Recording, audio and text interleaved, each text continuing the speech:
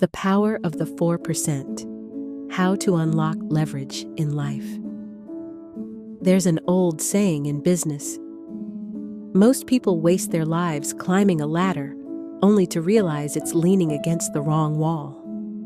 Think about that for a moment. We work hard, we stay busy, we juggle 100 tasks.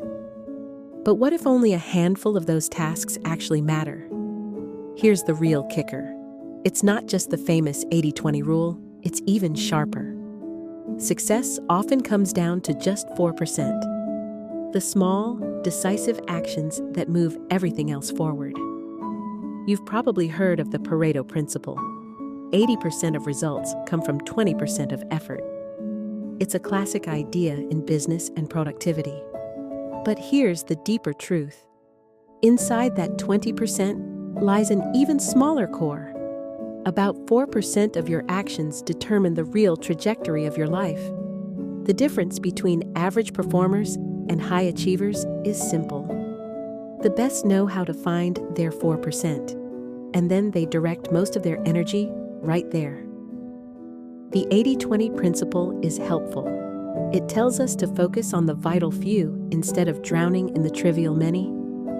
But it's only the beginning. Even inside that 20%, there's noise.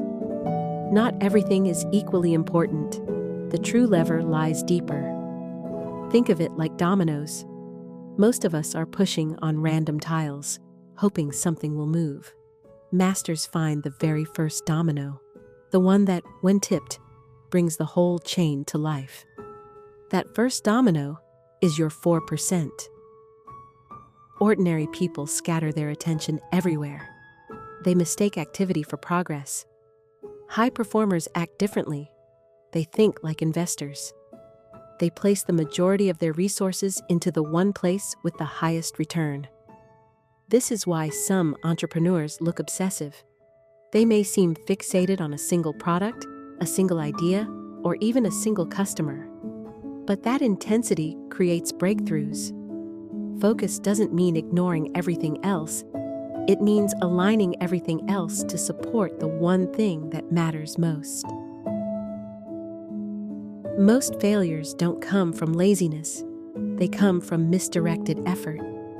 People stay busy, but they never identify the real lever. The danger is spreading yourself so thin that you never push hard enough on the point that unlocks everything else. Of course, there's also a risk in going too narrow. You can become blind to changes around you. That's why reflection and adjustment matter. But let's be honest.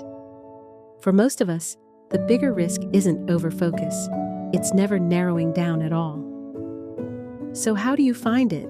Ask yourself, which task, if done well, would make everything else easier or unnecessary? Where do my unique skills and the world's real needs overlap? If I could only focus on one project this year, which would have the biggest long-term impact?